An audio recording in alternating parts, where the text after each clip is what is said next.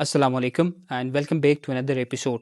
آج ہمارے ساتھ پھر سے ایک دفعہ پھر نشست میں موجود ہیں محمد صالح صاحب. اس سے پہلے بھی ہم ان سے بات کر چکے ہیں اور آج ہماری جو گلگت بلتستان کی سیریز ہے اس کی کنٹینیویشن ہے.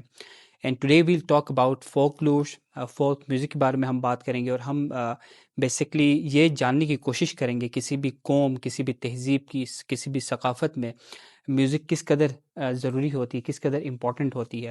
تو محمد صالح صاحب کی ابھی ریسنٹلی بک بھی پبلش ہوئی ہے اور ماشاءاللہ سے it's kind of best seller in Amazon, the echoes of Gilgit Baltistan.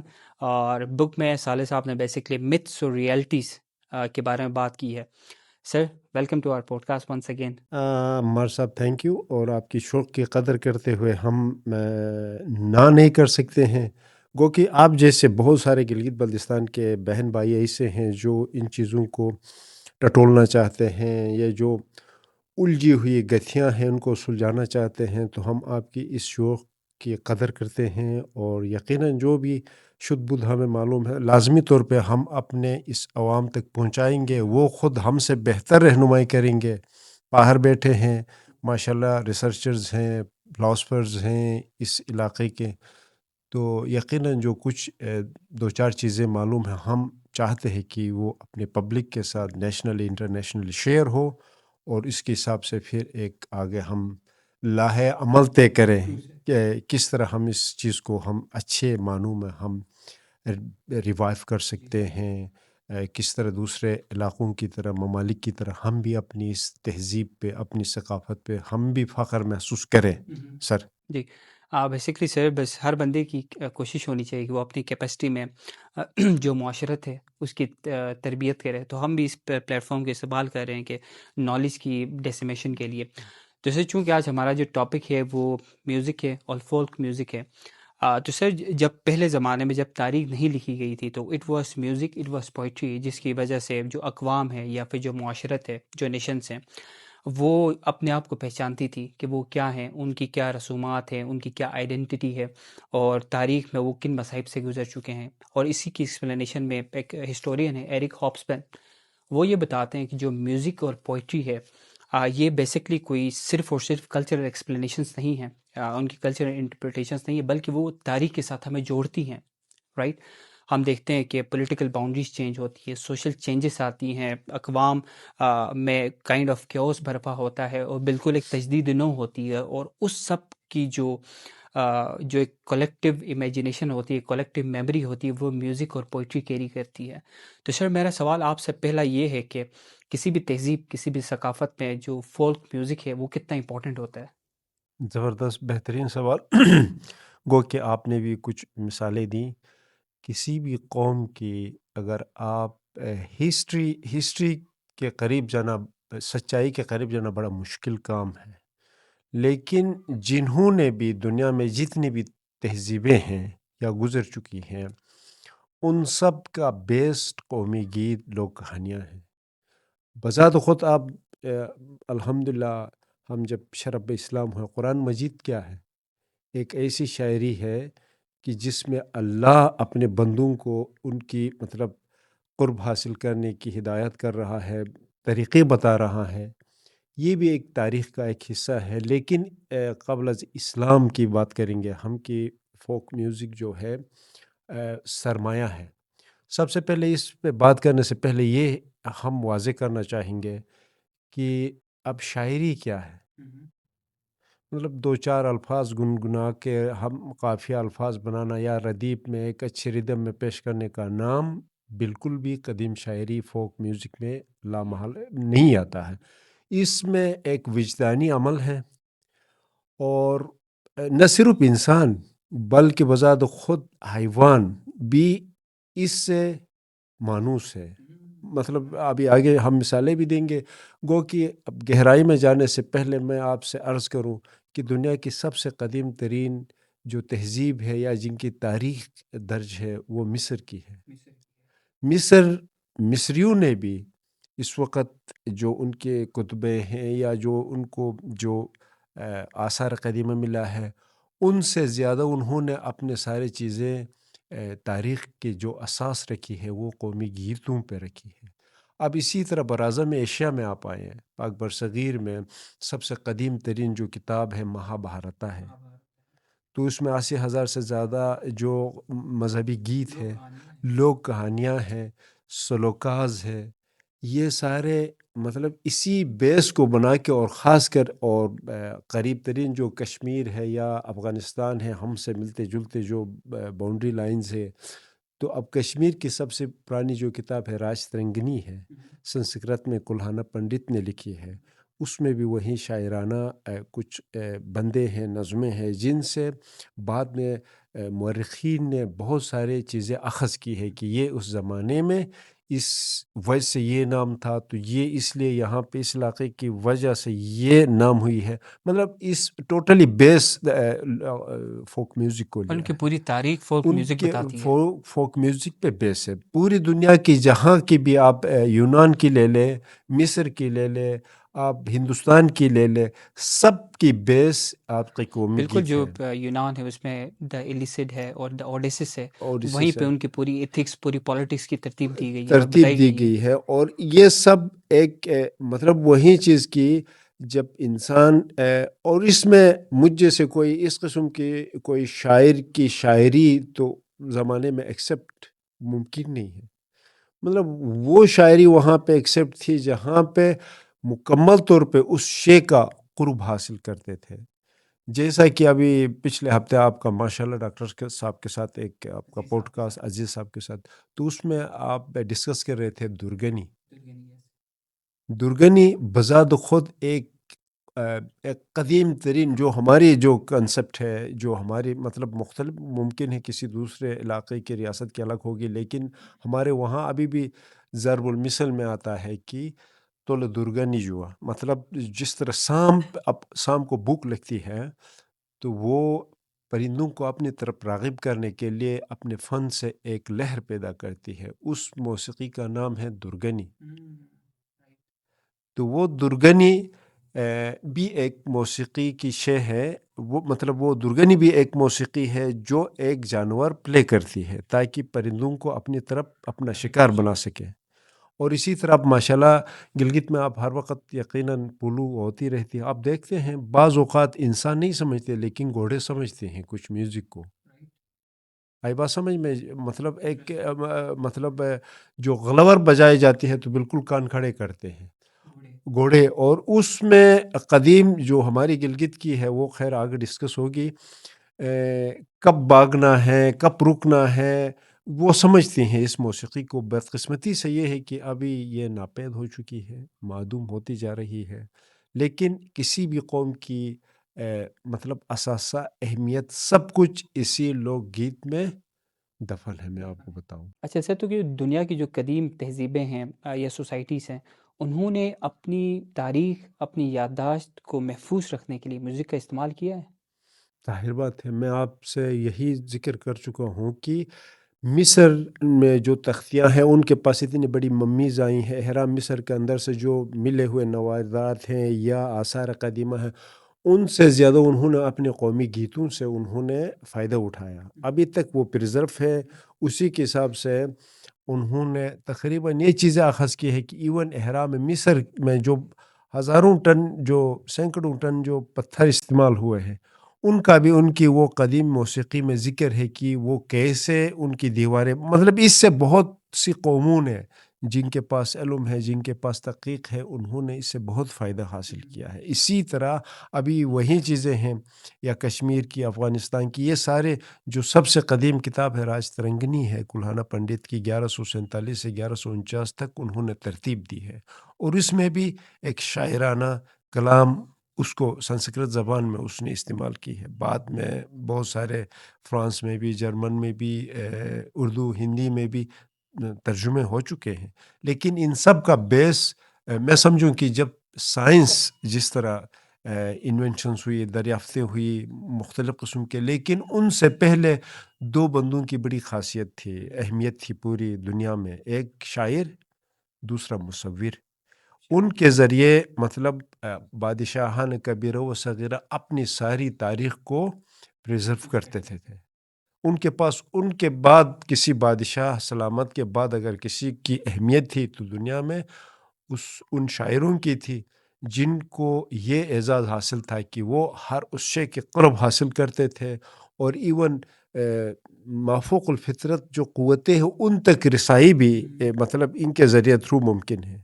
اب خود مسلمان کے لیے یا مسلمانوں سے بھی ابھی آج کل شاید آپ نے سنا ہو یا نہ کہ یہ جو چلہ کاٹتے ہیں دریاؤں کے کنارے، وہ تو وہاں تو کوئی مٹی شٹی تو نہیں کھودتے ہیں نا، وہ بالکل ایسے الفاظ کا ورد کرتے ہیں جو جنات پریزاد پہ وہ ان کے ساتھ ہم آہنگ ہوں۔ تو it means this is also a folk music. True sir. اور سر اگر ہم گلگت بلتستان کی اسپیسیفکلی بات کریں تو جو ہماری جو اپنی کلاسیکل گیتیں ہیں یا پھر قومی گیت ہے اور جو کلاسیکل میوزک ہے، ان کی بنیاد کن چیزوں پہ رکھی گئی تھی؟ غالباً جو گلگت بلتستان کی، وہیں پہلے بھی کافی عرصہ پہلے وہ پوڈ کاسٹ میں ہم نے ذکر کی ہے کہ بہت سی گتھیوں میں ہم نے تاریخ الجھا کے رکھا ہے، ایک مصنوعی تاریخ بنا دی ہے۔ معذرت کے ساتھ اپنے سارے ویورز کے لیے، اگر میں فار ایگزامپل میں نگر سے ہوں تو اٹ مینس میں چاہتا ہوں کہ کسی بھی طریقے سے Nagar prominent who, doesn't need کہ بھائی میرے نگر پرومننٹ ہو یا نہ ہو، اٹ ڈزنٹ میٹر۔ لیکن بات یہ ہے کہ ان مصنوعی تاریخوں نے مزید جو جس بیس کو ہمیں بنا کے تاریخ کو ایک راستہ دینا تھا وہ ہم بھول گئے۔ ابھی تک جو گلگت بلتستان کی جو لوک گیت ہے یا لوک کہانیاں ہیں، ٹوٹل ڈپینڈنٹ آن نیچر، اور نیچر میں موجود ایک جتنے بھی ایک ایسا ایکو سسٹم بنایا تھا، جو بھی جاندار تھے یا جانور تھے، ان کے درمیان ایک ریدم پیدا کرنے والی ایک، سمجھ لو کہ ایک مذہبی گیت ہے۔ پریوں کو کس طرح کنٹرول کیا جائے، وہ کرنے والوں کو ہم بٹن کہتے ہیں، دیال کہتے ہیں۔ اسی طرح چڑیل پوری دنیا میں مشہور ہے، ان کی کنسپٹ، ان پہ کنٹرول کرنے والے کو پشو آپ کہیں گے، ان کے پاس بھی یہ چیزیں ہیں۔ اسی طرح اللہ بلا کرے وہیں جو درگنی والی کہانیاں ہیں، یا گوڑوں کو قابو کر کے میدان میں جنگ کے لیے اتارنا، پولو کھیلنے کے لیے، ان کے لیے بھی میوزک ہے۔ اور اسی طرح بہت سارے ان کے کیٹاگریز ہیں، اور غالباً میں یہ سمجھ رہا ہوں کہ وہ معدومیت کے آخری دہانے پہ کھڑے ہیں۔ تو سر یہ جو گیت ہوتے ہیں یا پھر قومی کلاسیکل موسیقی ہے، یہ کس طرح کسی بھی قوم کی بقا کو بچا سکتی ہے؟ دیکھیں عمار بھائی، اس وقت میری اور آپ کی طرف بہت سے گلگت بلتستان کی بھائی بہن سارے لگے ہیں کہ بھائی کہاں پہ ہمیں کوئی ایسی نقطہ ملے، ایسی سوراخ ملے کہ جس سے ہم اپنی اس ہسٹری کو ڈگ آؤٹ کر لیں۔ تو ابھی جس نقطے کو ہمیں کھنگالنا ہے، جس نقطے پہ ہمیں سوچنا ہے، وہ آپ کے ٹوٹلی قومی گیت ہے۔ فار ایگزامپل میں آپ کو بتا دوں، یہاں کے جو ترکھانہ خاندان کے جس بادشاہ کی بار بار ذکر ہوتی ہے، میں شیر بدد سے، اب شیر بدد کون تھا، کیا تھا، اگر اس کے اوپر ہم جائیں گے تو نہ آپ کو گوگل پہ ملے گا، نہ کوئی اور کتاب میں کچھ نہیں ملے گا، البتہ یہ الفاظ ملیں گے کہ آدم خور تھا تو فلاں یہ تھا۔ اور فار دا فرسٹ ٹائم اس کی جو ایکسپلینیشن بھی کی گئی تھی وہ لٹنر نے کی تھی، جو کہ ایک کالونیل ماسٹر تھا۔ ٹھیک ہے، ہاں، اب اس کی کہانی ایک ہماری گلگت کی قدیم ترین گیت میں ہے۔ اس کی جو فورٹ تھا وہ زمین بوس کرتے ہوئے ایک نظم گائی گئی ہے۔ ہاں، آپ سنا سکتے ہیں اگر آپ کو یاد ہے تو۔ میں سناؤں گا، لیکن کاپی رائٹ کا ایشو ہے، وہ پبلش ہو رہی ہے۔ اوکے، مطلب اس رائٹ۔ سے مسئلہ چلے یہ آپ ہے، مفہوم بتا دیں۔ ہاں، تو اس کا مفہوم یہ ہے کہ اس وقت لوہے کی چھوٹی سی وہ درانتی نما ایک چیز ایجاد ہوئی ہے، یا بلچہ سمجھ لو، پھر اس کو ہاتھ میں لہراتے ہوئے اتنی خوبصورت گیت گا رہے ہیں کہ وہ جو قلعے کو مسمار کرنے کے لیے، تو وہاں پہ کوئی 10-15 بند ہیں، اگر ان پہ ہی ریسرچ ہو، اگر ان کو ہی دیکھا جائے تو آپ کو آلموسٹ 25 سے 30% گلگت کی جو ریئل اوریجن ہسٹری ہے مل سکتی ہے۔ اسی طرح اب ایک بہترین ریفارمر ہے، خاتون ہے، دادی جواری، اس کی یہ جو چینلز وغیرہ بنائی ہیں یا جس طرح انہوں نے ریفارمز لائی ہیں، اس کی بڑی نام ہے۔ اس کی شادی کے گیت ہے، نکاح کے گیت ہے، جس دن اس کی شادی ہوئی فردوس راجہ فردوس خان کے ساتھ، تو اس کے گیت ہے۔ اور وہ سازندوں نے اس زمانے کے سازندوں نے ان کو آلات موسیقی میں محفوظ کی ہے۔ کہنا یہ چاہوں گا کہ اگر وہ چیزیں اگر ہم ٹٹولے، اگر اس پہ مطلب اس کو ضبط تحریر لائیں تو یقیناً آنے والی نسلیں ان سے بہتر نتائج اخذ کر سکتے ہیں۔ سر چونکہ ہسٹری ایک کنٹینیوس مومنٹ ہے، وقت کے ساتھ ساتھ بعض اوقات بہتری بھی آتی ہے، بعض اوقات جو انسانی اور جو پورا جو معاشرہ ہے وہ زوال پذیر بھی ہوتا ہے۔ تو آپ کیا سمجھتے ہیں کہ as we are moving forward in history, ہماری جو کلاسیکل موسیقی ہے یا قومی گیت ہے وہ بہتر ہو رہے ہیں، یا پھر ہم بالکل ایک زوال پذیری کا شکار ہو رہے ہیں پھر سے؟ دل خوں کے آنسور ہوتا ہے۔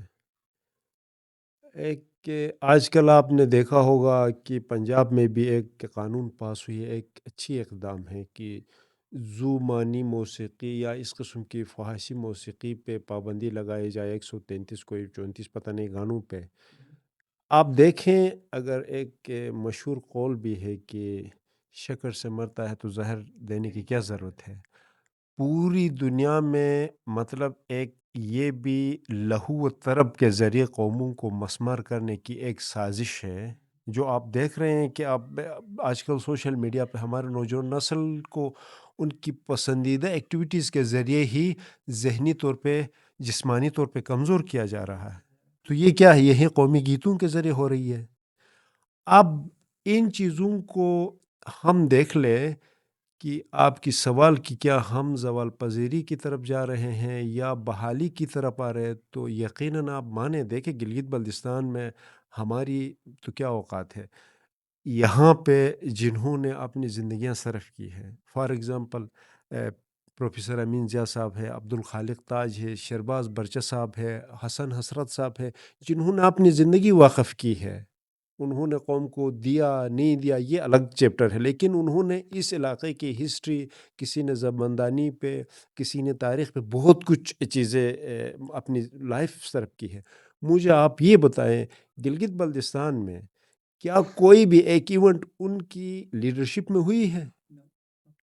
کہیں دیکھ رہے ہیں آپ کوئی؟ مطلب کیوں نہیں اب نہیں ہو رہی ہے؟ تو اٹ مینس کہ بھائی مکمل طور پہ ہم ختم ہو رہے ہیں۔ مطلب جو لوگ اس کام کو اسٹیر ہیڈ کر رہے ہیں ان کو نظر انداز کیا جا رہا ہے۔ نظر انداز نہیں، ان سے ہمیں معلوم ہے، اور اسی طرح بہت سارے راجے ہیں ماشاءاللہ، بزرگ ہیں، ایون ان کی خواتین ہیں، شہزادیاں ہیں، ان کو وہ ہنسیں گے کہ اگر کسی محفل میں جس قسم کے آج کل کلچرل شوز ہو رہے ہیں تو وہ آپ پہ ہنسیں گے، ہم پہ ہنسیں گے کہ بندے کر کیا رہے ہیں۔ میں کہنا یہ چاہوں گا کہ اب ان بندوں کی بڑی محنت ہے، یہاں کی محبتیں ان کی اس سرزمین کے ساتھ ہے، اپنے اس علاقے کے ساتھ، لیکن کبھی میں نے نہیں دیکھا کہ کسی ایونٹ کو شہرباز برچہ نے آرگنائز کی، ان سے مطلب کوئی نگرانی رہنمائی لی ہو۔ کسی ایونٹ کو آپ پروفیسر امین سے یا عبدالخالق سے، خیر ہے انہوں نے اپنے گھریلو یا اپنی ایک انجمن کے تھرو کوئی چھوٹی سی، لیکن جرنلی اب اس جو لوک گیت ہے اس کی بربادی کی انتہا ہے۔ میں آپ کو ایک مثال اور دے دوں۔ ایک زمانہ قبل جب ہم بدھسٹ تھے پورے گلگت بلتستان میں، تو جس وقت کوئی بھی انسان دار فانی سے چلا جاتا تھا تو اس کو گھر سے لے کے مطلب جہاں پہ جلائے جاتے تھے یا دفن کیا جاتے تھے یا ممی بناتے تھے، اس علاقے تک لے جانے کے درمیان ایک موسیقی بجائی جاتی تھی، اس کا تھا غافل منش، اس حریب کا نام ہے غافل منش۔ آج کل جانے انجانے میں بجانے والے بھی بجا دیتے ہیں بیچارے، تھوڑا سا مطلب میں معذرت کے ساتھ کہ ان کے پاس بھی وہ علم نہیں ہے، لیکن اس پہ بھی وہ جنازوں کے گانوں پہ بھی کچھ ٹھمکے لگاتے نظر آتے ہیں لوگ۔ لیکن مسئلہ یہ ہے کہ میں یہ چاہوں گا کہ اس چیز کو جنہوں نے اپنی عمریں یہاں پہ صرف کی ہے، ان چیزوں کو ٹٹولا ہے، پرکھا ہے، دیکھا ہے، تھوڑی سی کم سے کم ان سے رہنمائی لی جائے کہ ایون حریب کیا ہے، دنی کیا ہے، نو ون کین ڈیفرینشیٹ ایزیلی۔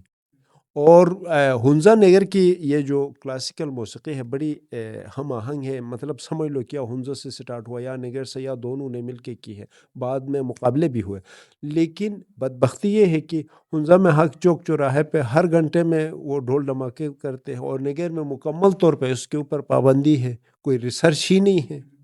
کوئی مکمل طور پہ کہ دادی جواری کی شادی کی آپ وہ نظمیں آپ تو اس پہ ریسرچ کر لو.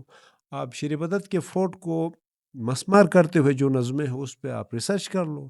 اسی طرح اس کے مختلف کیٹیگرائز ہیں، جیسا کہ غلور ہے، بخشور ہے، تجور ہے، پسل ہے. یہ سارے مطلب ہے اس کے ممکن ہے کہ بعض کو یہ نام بھی نہ آئے. اندل چھٹی ہے، گلچندہ ہے، اس طرح بہت سے خوبصورت اور حریف ہیں. ان کے الگ الگ بندے ہیں اور یہ چیزیں آج تو بحال نہیں ہو رہی ہیں. ایون جو شادی کی جو تقریبات ہوتی تھی وہاں پہ جب ایک بیٹی کو رخصت کیا جاتا تھا تو آئی گیس وہاں پہ بھی بڑے میوزیکل کیا فولک بات میوزک ہے، وہ بجائی تو جاتی تھی. اور مطلب وہ اس کو کہتے ہیں ٹراٹریکی.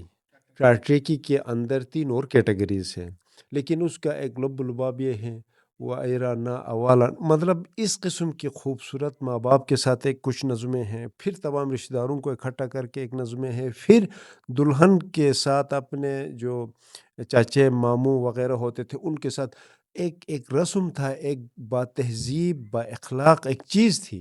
میں کہہ رہا ہوں کہ وہ ساری چیزیں ابھی ختم ہوئے.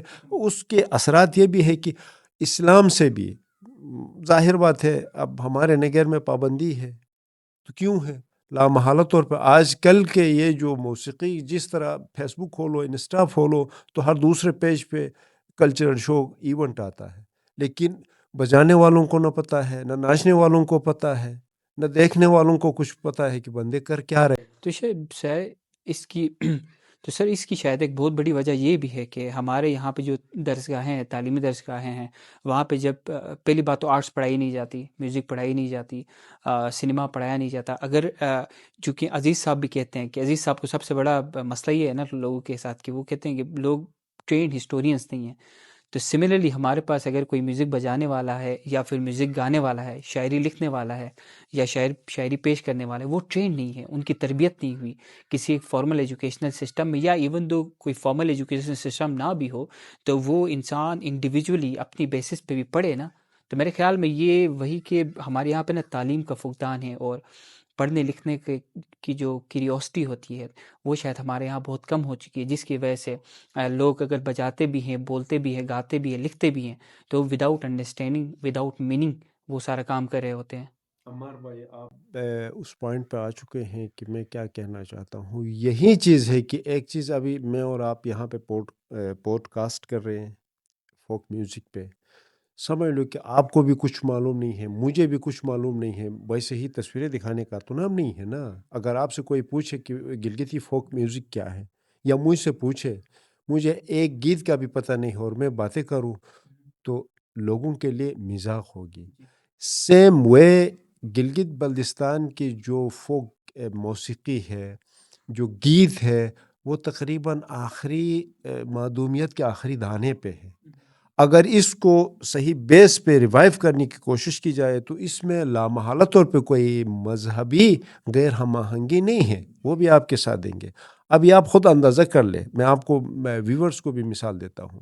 زیادہ تر چترال سے لے کے یاسین سے لے کے ہر جگہ تک آج کل ایک دھن بجائی جاتی ہے، ایک تیرے ہی وہ حریب میں نا وہ ہماری وہ اس کے جو میوزیکل ٹولز ہیں وہ گلگت بلتستان کے ہیں اور وہ کوئی انڈین گانا ہے.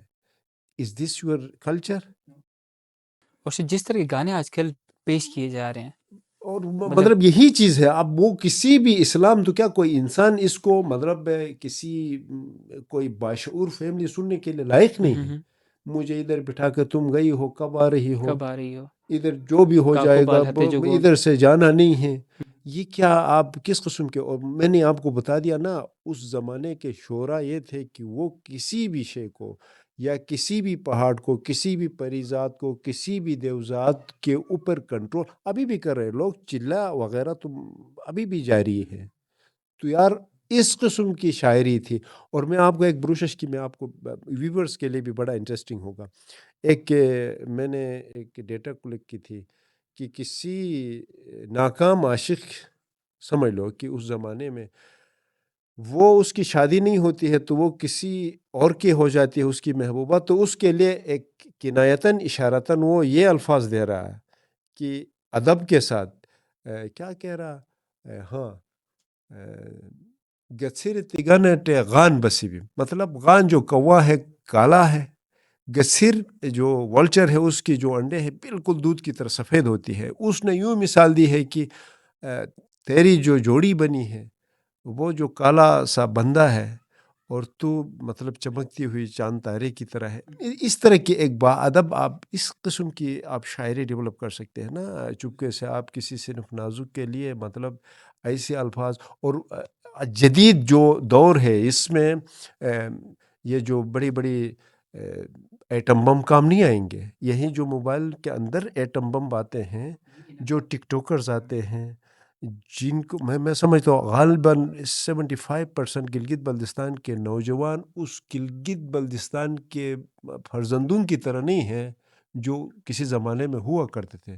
بیچارے 15 kg کے بھی نہیں ہیں آج کل کے جوان. آپ اندازہ کر لیں کس وجہ سے ٹوٹل یہ جو آپ کے ٹک ٹاکس ہے، یہ جو آپ کے پتہ نہیں کیا سے کیا بلا آئی ہیں، تو ان کا بھی مقصد یہی ہے بنانے والوں کا کہ بھائی یہ اپنا ٹائم کنزیوم کر لے، ان کو کھانا بھی نہ ملے، جو کھانے کو دیں گے اس پہ بیلنس ڈالیں گے. ان کو پتہ ہے، جو معجد کو یہ سب کچھ پتہ ہے کہ گلگت بلتستان میں بچے کس طرح سوشل میڈیا کی یوز کر رہے ہیں، اور مزید اس چیز کو پرموٹ کرنے کے لیے کس قسم کی تحریک چلائی جائے. ان چیزوں کو تھوڑا خیال رکھنا چاہیے پیرنٹس کو بھی. سملرلی سر، جو پلیٹو ہیں اور سوکریٹیز ہیں وہ اپنی کتاب دی ریپبلک، بیسیکلی بک تو سوکریٹیز کی ہے لیکن اس کو لکھا پلیٹو نے تھا. These were basically the ideas of Socrates. اس میں وہ کہتے ہیں کہ جو میوزک ہے وہ بہت زیادہ اس کو امپورٹنس دیتے ہیں. اینڈ ہی سیز کہ جو میوزک ہے وہ ایک سوشل کیریکٹر کو اور مورل کیریکٹر کو شیپ کرتی ہیں، but at the same time وہ عوام الناس کو، اپنے لکھنے والوں کو اس چیز کی سے انتباہ بھی دیتے ہیں کہ میوزک بہت ڈینجرس بھی ہے اگر اس کا صحیح استعمال نہ کیا جائے. اینڈ ہی سیز کہ جو میوزک ہے بیسکلی مطلب جو اقوام ہے اس کی تباہی کا باعث بھی بنتی ہے. اگر 3 صورتیں وہ بتاتا ہے کہ میوزک جو ہے وہ ایکسیس دیتا ہے، اور جو میوزک ہے وہ انسان کی جو مورل کیریکٹر اس کو خراب کرتا ہے. کیسے؟ وہ اس میں جو ایموشنس ہیں، ایموشنس کو ریئلٹی سے ڈیٹیچ کر دیتا ہے. سیکنڈلی، جو میوزک ہے some times undermines basically discipline, and it undermines the civic virtues. اور سملرلی ہم دیکھتے ہیں کہ میوزک بیسکلی سر ایک کلیکٹیو میموری ہوتا ہے. میوزک اور پوئٹری کے تھرو ہمیں جو اقوام زرعی ہیں، امپائرس ہیں، ان کی ہسٹریز کا معلوم ہوتا ہے. وی نو کہ in specific period of time میں، اسپیسیفک ایج میں، ایک خاص اسپیسیفک معاشرت میں ریس کے کیا مسائل تھے، اچھا جینڈر کے کیا مسائل تھے وہاں پہ، اور وہاں پہ جو جنرلی جو عوام ہے وہ کتنی خوشحال تھی. تو آئی گیس سر میوزک اور جو پوئٹری ہے kind of carries collective memory of a certain age. تو ہمارے پاس کوئی ایسی میوزک ہے، ایسا کوئی پوئٹری ہے ہمارے پاس جو ہماری تاریخ بتائے؟ بس بالکل دل کو چھونے لینے والے آپ نے سوال کی. یہی چیز ہے کہ آپ اندازہ کر لیں اس وقت اسلام کے 2 مراکز ہیں، ایران ہے اور سعودی عربیہ ہیں. دونوں میں کلچر کو کس طرح پریزرو کیا جا رہا ہے. وہاں پہ بھی بعض ایسے مقدس ترین جگہ ہیں، زیارات ہیں، وہاں پہ بھی کچھ ڈھول ڈھماکے ہوتے ہیں. وہ یہ نہیں ہے کہ آپ کی یہ بےہودہ قسم کی میوزک ہے. اس کے اندر بھی جو الفاظ بتائے جاتے ہیں وہ آپ کی ذہنی سکون کو اور آپ کے جو گزرے ہوئے آباء و اجداد کی کہانیاں ہیں وہ ریوائیو کرتی ہے. اسی طرح آپ نے بہترین سوال کی، کیا ہمارے گلگت بلتستان میں بھی اس سے ملتا؟ ظاہر بات ہے اس سے ملتا جلتا جنگی ور ہے. آپ اندازہ کر لیں کہ کہیں بیرونی الغار ہو، اور اس وقت بے شک آپ یہاں کے اس گلگت بلتستان کے ایک سپاہی ہیں، اور آپ جنگ میں آپ کو یہ بھی پتہ ہے کہ تلواروں کے سامنے جا کے کٹنا ہے، مرنا ہے، لیکن پھر بھی اس چیز کو آپ کی ذہنی طور پہ تیار کر کے آمادہ کر کے یہ دنیا کے جتنے بھی آپ کی سہولیات ہے، آرام دہ لائف ہے، اس سے ہٹ کے آپ کو ایک جنگ کے میدان میں اتارنے کے لیے آپ کو تیار کر کے جاتی ہے. وہ ہے آپ کا جنگی ور، بہترین قسم کے حریف ہے. لیکن میں آپ کو یہ بتا دوں کہ یہ چیزیں آپ ان چیزوں کو، یہ جو میوزیشین ہے بیچارے اب وہ بھی رہ گئے ہیں. بعض اوقات جہاں پہ بھی میں جاتا ہوں کبھی پوچھتا ہوں تو وہ بیچارے کہتے ہیں کہ صرف ہمیں ہین پتہ ہے. ہین مطلب بول کا ہمیں پتہ ہے، باقی وہ الفاظ پتہ ہی نہیں، کیونکہ لکھے نہیں ہیں بلکہ ان کے ذریعے ہی پریزرو تھا. کہانی یہاں تک ختم ہوئی کہ جب اولڈسٹ جو میوزیشین تھے ان کی کوئی وہ اس طرح ریکارڈنگ نہیں ہوئی جس طرح ہونا چاہیے کہ یہ آپ کیا بجا رہے ہیں، کس لیے بجا رہے ہیں. اور یہ بھی آپ کو بتا دوں، ہر قبیلے کی، ہر علاقے کی اپنی دھن ہوتی تھی، اور یہ سب سے بڑا معیوب اور سب سے بڑی بے عزتی سمجھی جاتی تھی. جیسا کہ آپ کے قبیلے کی اپنی ہسٹری کا اس میں صدیوں سے جو آپ کے دادا پر دادا نے کوئی اچھا کام کیا، کوئی چینل نکالا ہے، کوئی آباد کاری کی ہے، کسی جنگ میں اس نے بڑا حصہ لی ہے، ہر ایک کی آپ کے قبیلے کے لیے اس میں ایک ایک بند ہو کے ابھی تک. لیکن آپ کے اس دھن پہ مجھے ناچنا اجازت بھی نہیں تھی. ٹھیک ہے، وہ آپ کے قبیلے کے لیے بڑی شرمندگی تھی. کیا آپ کے قبیلے مر چکے ہیں؟ کیا آپ کے قبیلے کے اندر کوئی صلاحیت والا بندہ نہیں ہے کہ میدان میں آپ کے بجائے میں اتروں؟ ہاں، وہ اترتے تھے جن کے ساتھ خونی ڈی این اے کا رشتہ تھا، تو وہ لازمی طور پہ کوئی بزرگ اس قبیلے کا اشارہ دیتا تھا کہ بیٹا آپ تھوڑا پرفارم کر. اور یہ ناچ کیا تھی؟ یہ کوئی وہ ناچ نہیں ہے کہ آپ پیسے پھینکو اور پیسوں کے لیے آپ ٹھمکے لگاؤ. وہ ناچ نہیں تھی، بلکہ بادشاہ سلامت قبیلے کا سردار جنگ کے لیے جب بھی فوج سلیکٹ ہوتی تھی وہ میدان میں آ کے اپنے جواہر دکھاتے تھے، بازو ہلا کے دکھاتے تھے، تلوار کے ساتھ وار کرنے کے ترکیب دکھاتے تھے، اور اس میں ساتھ میوزک بھی پلے ہوتی تھی. ٹھیک ہے، اب یہ ڈانس یہ تھا، یہ نہیں تھا کہ آپ دو چار پیسوں کے لیے آپ ناچے، بے ہنگم چھلانگے مارے. This was not your dance, folk dance. تو یہ چیزیں تھی. آج کل تو دل خوں کا عنصر ہوتا ہے. میں نے بتا دیا نا کہ گلگت بلتستان کی ہسٹری کو، اس کے زباندانی کو، ساری چیزوں کو کرنے والے ہمارے جو بزرگ ہیں، پروفیسر صاحبان ہیں، بیچارے وہ آخری اب عمر کے اس حصے میں ہیں. میری لائف میں کم سے کم کوئی ایونٹ ایسا نہیں دیکھا کہ کم سے کم کسی نے مجھے یہ کہا ہو کہ یہ شہباز برچہ صاحب نے ارینج کی ہے، یا یہ پروفیسر امین ضیاء صاحب نے، یا یہ عبدالخالق طائی صاحب نے، یا یہ حسن حسرت کی ڈائریکشنز پہ ہم بنے. نہیں، بلکہ کلیکٹیولی یہ ہوگا کہ بس کتنا فنڈ ہے، یہ ہے یار لگاؤ جی. True sir, this is very unfortunate. تو سر ہماری جو کلاسیکل میوزک ہے یا پھر جو قومی گیت ہے، اس کو ریوائیو کرنے کے لیے، بحال کرنے کے لیے کیا اقدامات اٹھانے چاہیے آپ کے مطابق؟ اقدامات یہی چیز ہے کہ ابھی بھی کوئی میرے حساب سے بہت آخری سٹیج پہ ہیں، جیسا بنو مریم بلتی کے ہیں، یا اسی طرح دوسرے جتنے بھی چترال کے ماشاءاللہ انہوں نے بہت کچھ کی ہے، اپنے ہسٹری کو بھی انہوں نے پریزرو کیا ہے، اور انہوں نے اپنے قومی گیتوں کو بھی. بس بات آتی ہے گلگت بلتستان کی، کیونکہ ہم وہ بے حس قوم ہیں کہ ایک طرف سے آپ کے دریا اس گلگت سونا لے کے آتا ہے، اور دوسرے طرف سے آپ سڑے ہوئے گندم کے پیچھے احتجاجوں پہ لگے ہو. یار یہ چیزیں تو کم سے کم ہماری اپنی اس تاریخ کو، ہماری اس چیز کو ریوائیو کرنے کے لیے ہمیں سب سے پہلے وہی اقدامات کرنے چاہیے. جہاں کہیں سے بھی اپنے کلچر کا، اپنی ٹرائب کا آپ کو ایک دو آدھا بھی آپ کو چیزیں ملتی ہے تو اس کو آپ ریکارڈ کر لیں، آپ نوٹ کر لیں، پھر کوشش کر لیں کہ اسی جیسے انداز میں آپ اس کو ریوائیو کرنے کی کوشش کر لیں. یہ نہیں ہے کہ بھائی 10 لاکھ 20 لاکھ روپے ہیں ان کو ہڑپ کرنے کی پلان آپ نہیں کرو. آپ یہ کرو کہ بھائی جیسا کہ جنگور ہے، یا بذات خود آپ پولو میں آپ کا غلور بجائی جاتی ہے، سب سے پہلے گھوڑے انٹر ہوتے ہوئے، کیا وہ بجا رہے ہیں؟ ان کو بھی پتہ نہیں، ان بیچاروں کو بھی وہ نہیں بجا رہے ہیں. وہ وہی چیزیں ہلکا کابل شاہ کی کہانیاں لے کے آتے ہیں، یا کہ آپ کو کیا کہوں میں، وہی انڈین پرانے گانے ہیں یا نئے گانے ہیں، ایک تیرے چہرے پہ اب زیادہ تر اب تھوڑا دیکھ لو اسی پہ آج کل وہ فوکس ہو رہی ہے. تو یہی چیزیں ہیں. اور دوسری بات کہ ایک تاریخی، چلو دور کی بات نہیں ہے، جب 1947 گنساری سنگھ کو پکڑا گیا یہاں پہ، جس نے بھی پکڑا بس اس کے گلے میں ہاتھ ڈالی، تو اس کو لے جاتے ہوئے بھی ایک وہ دھن بنائی تھی جس کو کہتے ہیں زخمی دل. فار یور کائنڈ انفارمیشن، میں نے جتنے بھی ایونٹس میں 1 نومبر کو کبھی بلاتے ہیں یا کہیں پہ، تو ان سے میں جا کے پوچھتا ہوں زخمی دل بجا سکتے ہو؟ ہاں ہاں زخمی دل ہے، کیونکہ بینڈ میں بھی بجاتے ہیں وہ جو بینڈ ہے. لیکن ان بیچاروں کو وہ سارے بندے پتہ ہی نہیں ہے کہ زخمی دل میں کیا ہے. اور دوسرا جو ان کو واپس کر کے یہاں سے بھیج دیا، گلگت بلتستان آزاد ہو گئی، تو اس کو بجایا ہے روشن پاکستان، روشن روشن پاکستان اس دن کا بھی نام ہے۔ تو یہ کہوں گا کہ اگر تھوڑی سی ہم اپنی اس ہسٹری کو تھوڑی بیس دے دیں تو آنے والے نسلوں کے لیے ایک بہترین میدان سجے گا، وہ خود اچھے طریقے سے کریں گے، ہمیں بھی اپنی اس کلچر پہ فخر ہوگی۔